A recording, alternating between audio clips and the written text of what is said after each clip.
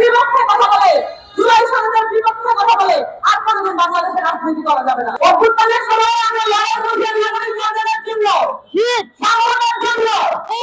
আপনাদেরকে অস্ত্র বসানোর জন্য আমরা লড়াই করি নাই। একটা গ্লাসে একজন পানি খাইতে গেলে সেখানে পোকা মারে, এরকম একটা দেশের জন্য আমরা লড়াই করি নাই।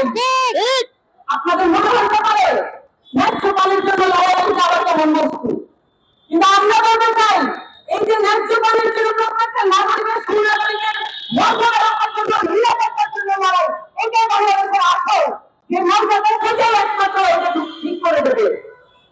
সংসদে শুধুমাত্র পাওয়ার প্র্যাকটিস করার জায়গা না, সংসদ মানুষের কথা বলার জায়গা। সংসদ ওই জায়গা যেখানে আপনি আইন প্রণয়ন করবেন, মানুষের পক্ষে কথা বলবেন।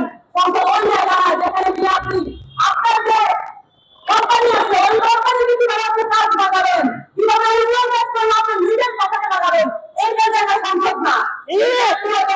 দলগুলো এখন ভুল করতেছে, তাদের তো ভুল থেকে এখন সঠিক রাস্তায় আনার কাজ আমাদের। এইটা আমাদের সকলের জন্য কাজ। যারা পথচারী আছেন তাদের এটা কাজ, যারা শুনতেছেন তাদের এটা কাজ। অবিলম্বে যিনি নিহত হয়েছেন এই ত্রুটিপূর্ণ মেট্রোলে গার্ডার করে হিয়ারিং করে তাদের পরিবারকে পুরোপুরি পুনর্বাসনের ব্যবস্থা করতে হবে। এবং পুনর্বাসনের পাশাপাশি তাদের পরিবার যদি নিশ্চিন্তে চলতে পারে, এই মৃত্যুপাত থেকে যে মৃত্যুপাতে ঘটনাকে পরিণত করা হয়েছে এই মৃত্যুপাত থেকে যেন মুক্ত হয়, এই জন্য এই নগরবাসীকে এখান থেকে উদ্ধার করতে হবে।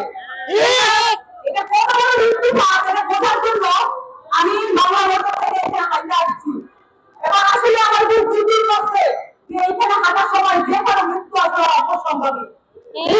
এই যে রাস্তায় চলাচল করে এগুলোকে নিরাপদ করতে হবে। আমাদেরকে অবশ্যই এই নাগরিকের জায়গায় ডিসি ইউনিয়ন এগুলো সমাজে দখল করছেন আপনারা। এই ডিসি ইউনিয়ন কতটুকু কাজ করছে বাংলাদেশের মানুষের জন্য, বাসায় ঠিকঠাক, কিন্তু তাদের বেলায় থাকা এগুলো আমরা আর বাংলাদেশে চলতে দিব না।